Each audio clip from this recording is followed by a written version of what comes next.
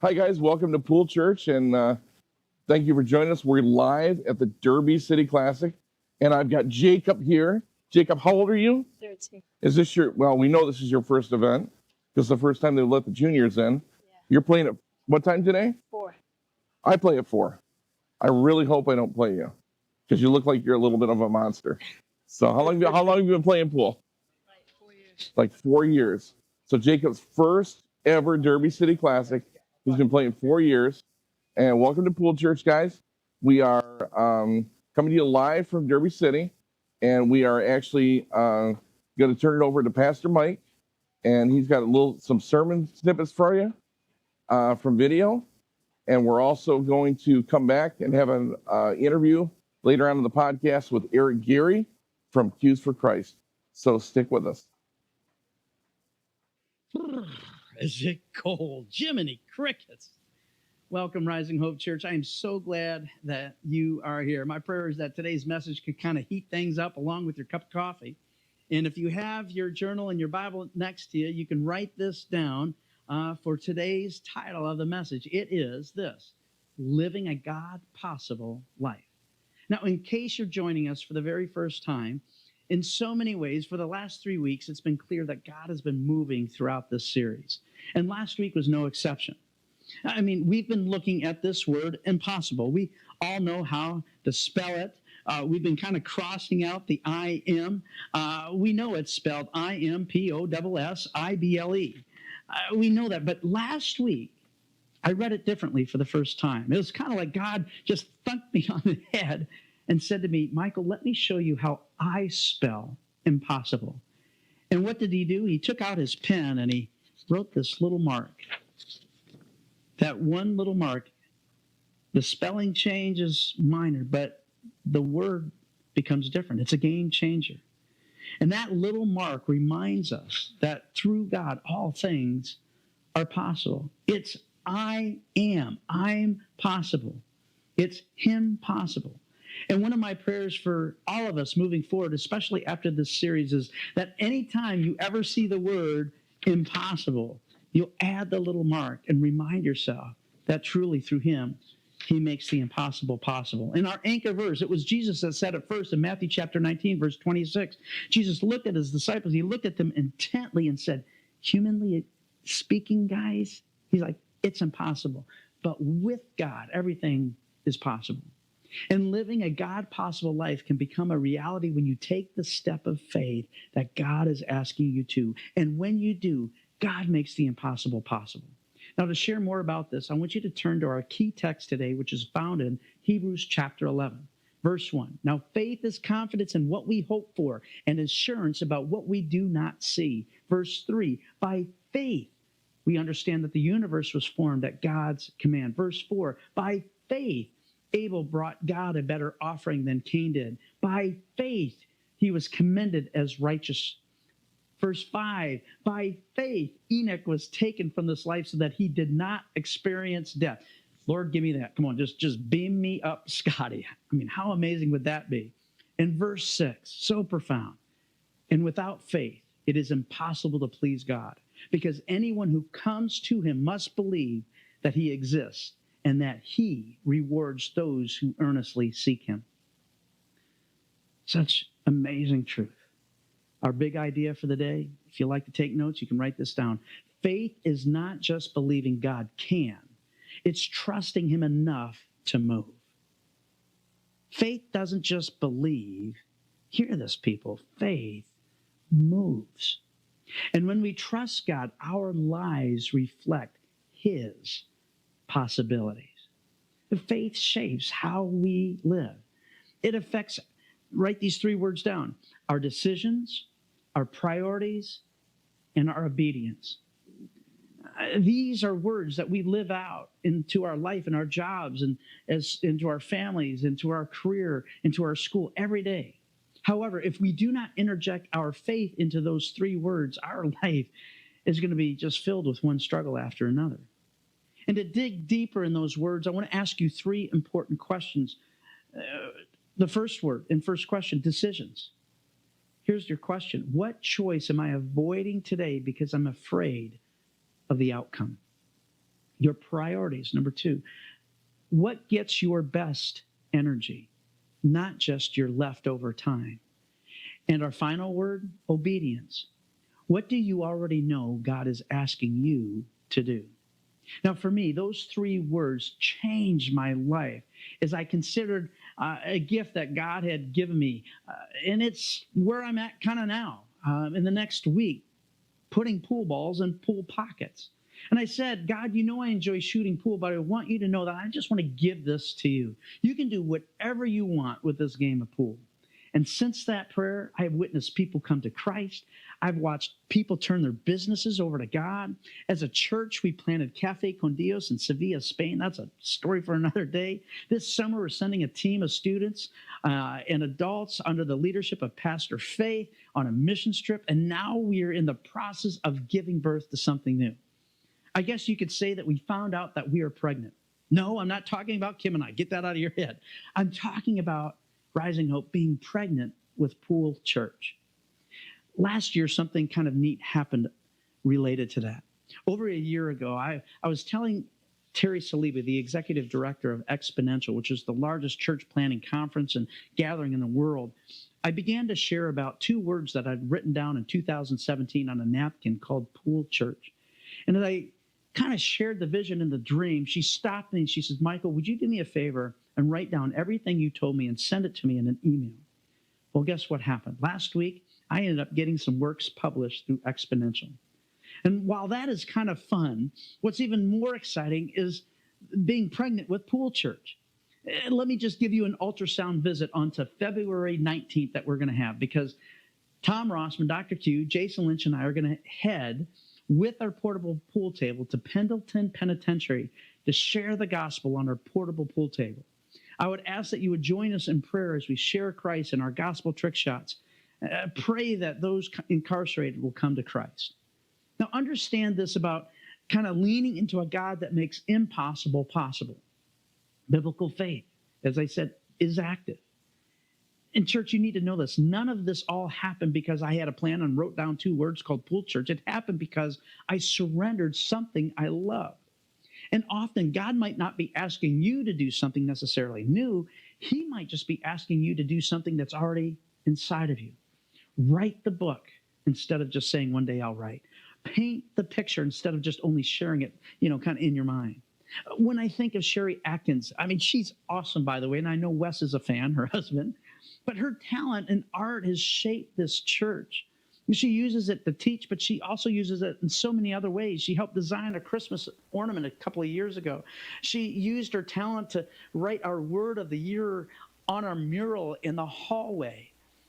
And I mean, that's just painting and preaching, but it's more than that. It's what God has placed in you. And for those of you that are teachers, business owners, or parents, or college students, I want to encourage you, tap into that love, that desire, that gift, what God has already put inside of you. And then do what the writer of Hebrews told us to do. We step out what? By faith. Remember this, Rising Hope friends and those watching online. What's most important, faith is not about talent. It's about obedience and surrender. Faith always results in movement. And God-possible faith leaves, get this, a legacy. Let me show you just a couple ways through video how God leaves a legacy through our faith. Now, to do that, my first video that I want to show you today is what I call the impossible shot. And this is a shot that I often share when I do my gospel trick shot presentations. I'll be sharing it in jail in a couple of weeks. But to do this, I mean, I could talk about it, but I'd rather just shoot the shot and explain it for you. So let's roll the video of the impossible shot. In life, there have been times where we all feel surrounded, like there's no way out. And this scenario right here is kind of like that. The cue ball is surrounded by my opponent's balls. The cue ball is frozen to the 15, and when you look, there is a very small window of being able to get out. And you can see I even just nudged the 15 just a little bit. So you have to wonder, how am I going to get out of jail? How am I going to make possible out of an impossible situation?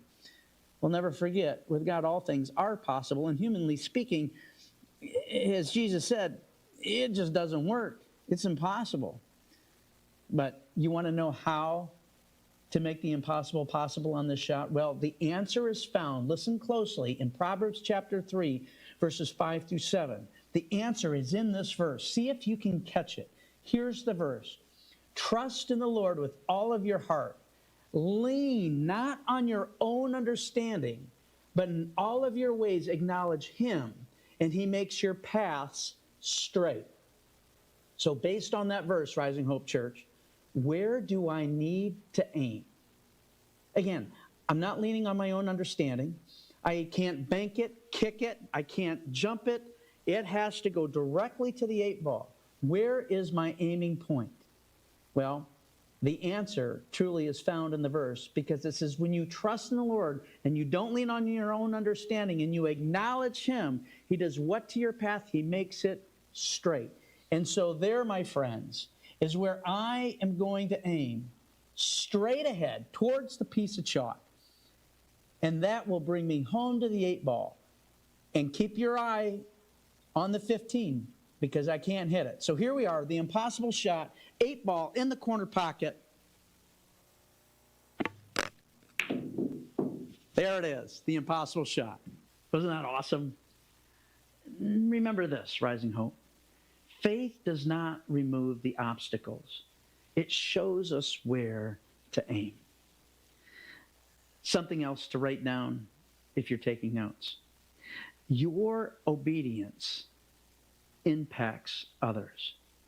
I mean, you'll just never know what God will do when you surrender and are obedient, and those decisions and those priorities become His.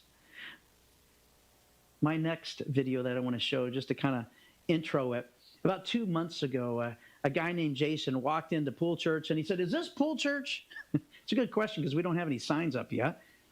And we're like, "Yeah, come on over." And as we began to meet Jason and just learn about his life story, it prompted Jason to shoot a shot that he invented many years ago. Well, I'm not going to explain it. I'll let Jason, actually both Jasons, tell you about it. Hi, I'm Jason. I'm Jason. I'm Jason too, though. We're both Jason today. Good morning, Rising Hope Church. We're going to show a gospel trick shot and share this with you guys. The nice thing about gospel trick shots is we can use them as disciple-making tools. When Jason came into Pool Church, he had no idea what he was going to get into, first of all, but he started sharing his story with both Michael and I. And I noticed some similarities between what he had to say and my life experiences when I lost a wife to cancer. Both of us felt we could not stand up. And we just didn't want to get out of bed in the morning, pretty much. And so this shot represents how we can rise up with God's help. Much like this egg, we can't stand by ourselves. We need that help of God. So we're going to set this up, and Jason's going to hit this. And so we're going to show what God can do.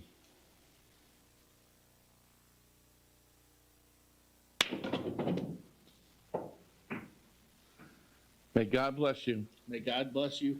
As you rise up. So Rising Hope Church, I don't know what you have to rise up from today, but remember, you're serving a God that when He looks at the word impossible, He spells it, I am possible.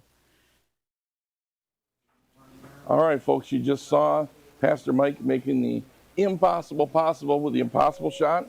And you also saw Jason, a new person to Pool Church and actually Rising Up Church, and we'd love to have him here.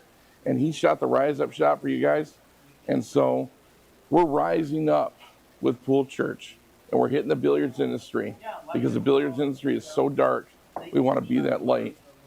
And so we actually have an interview from one of the other people in the billiards industry that's also that light. This is an interview with Geary, from Cues for Christ. And he was actually able, him and Chris Curtis from Level Up Junior Billiards Instruction came to Pool Church, and they were able to share with us what their visions and what their ministries are. So here's Eric Geary. Speaking of faith, you're instilling some good values in your players. Cues for Christ. Yeah. What are 3 strategies you guys are using?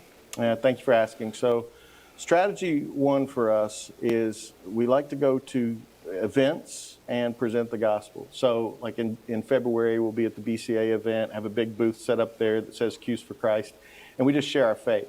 But we also go to regional events and local events and just try to represent him. One of our mantras is to play like him. So not only do we want to just play the game and be excellent at the game, we do. Right. But we want to exhibit and live out the values of Jesus while we're in pool halls. So if you see Cues for Christ guys, you might see some guys praying for folks before a match. You might see afterwards somebody coming up and just seeing that we want to be a little different. We want to shine the light of Jesus. So that's strategy 1. Strategy 2 is really our main strategy. That we do in strategy 1, we're trying to train others to do. So just like Jesus did in Mark 6, he sent his disciples out 2 by 2. Right. So we have a 2 by 2 strategy. So I will go with a friend of mine to these events and or to local leagues or to our local club and just be Jesus to folks. So Chris Curtis, who leads Level Up Junior Billiards, is my 2 by 2 partner. Right. So we go all kinds of places, even here to Pool Church, just trying to represent Jesus together. And the third strategy is we do player sponsorships and player resources. Okay. So we do sponsor players. Okay. Christian players are trying to live out their faith and be the light of Jesus all over the world. But we also have resources that we've developed for folks. One of them specifically is the YouVersion Bible app, which you have on your phone. Right, I've got mine now. Yeah. Right, and most everybody has Yeah. the YouVersion Bible app. Yep. So essentially, they gave us a page on YouVersion called That's Cues for Christ. Yeah, that's pretty incredible. cool. Yeah, called Cues for Christ. So we write devotionals and put devotionals up. So let's say somebody is off on a tournament, they're disconnected from their regular family of faith, they're out there on a weekend, they can just pop in to their YouVersion Bible app and they get pool-related Bible content. And not just us, but other people are writing for that. So it's just a resource for players. We're also developing, at some point, we'll develop a Cues for Christ Bible that'll have testimonies in it. That's neat. Yeah, have testimonies in it. Just because we want everybody connected to the Word, because that's where you get connected to the Lord. So. Okay. So what can we do as viewers and everything? How can we connect with you guys? Yeah, go to cuesforchrist.org. It's Okay. Cues and the number 4, like the 4-ball, Okay. Christ.org. And you'll see our strategies. You'll see testimonies from our Cues for Christ players. You'll also see us around. I mean, we get around. We move around. So at any time, join the movement. Yeah, Well, we're hoping to partner you with a little bit more. for sure. And so you'll see all of us a little bit more out there. Yeah, for sure. So thank you so much for Eric and Thank you. for joining us here at Pool Church, and we'll see you next time. Well, that was Eric Geary and his vision and what they're doing to bring Christ into the billiards industry. Now, here at Pool Church, we also want to address your prayers, guys. And we know from experience when we're at the pool table, we hear these little chirps of the balls, and we also hear the big cracks of the rack. And so we want to hear your little prayers. We want to hear your big prayers too. You know, we pray every day when we get up for God to impact our lives throughout the day and help us throughout the day. Or we may have lost a loved one, and that's a big prayer. And that could be that big crack. But the blessings can also be little chirps and cracks also. So we'd like you to share with us throughout this week while we're here at Derby, your prayers, your blessings, whatever's on your heart and mind. And we've got a prayer number for you. We'll put that on the screen, and just share with us throughout this week. One of the things that's going to happen after Derby, I need to share this with you. We have a number of the Christian billiards groups coming together for a summit. And it's going to be in North Carolina just after Derby finishes. So we're all coming together in Christ to figure out what we can do to impact the billiards industry in the best way and share the love of Jesus Christ with everyone. And so we actually want to show you one of the other videos from one of our other ministry partners. This is Jim Azula, and this is from Christian Pool Players Association. And Jim's going to describe what Christian Pool Players Association does and how he's impacting the billiards industry. In 2025, we grew faster than any other year. We picked up over 115 new members, so it's very exciting for us. And we expect 2026 will even be a greater year. So all is very exciting right now. In 2026, we are looking to get into all 50 states with CPPA. Right now, we're currently in 40 states or so. And like I said, the goal is 50 by the end of the year. Also, our goal for 2026 is to add 200 new members to Christian Pool Players. Right now, we're at 600 registered members and probably 300 or so active members. And we want to add 200 prayerfully active members in 2026. We also have 3 home-based pool fellowships. We have one in Arkansas, we have one here in Georgia, and we have one in Texas.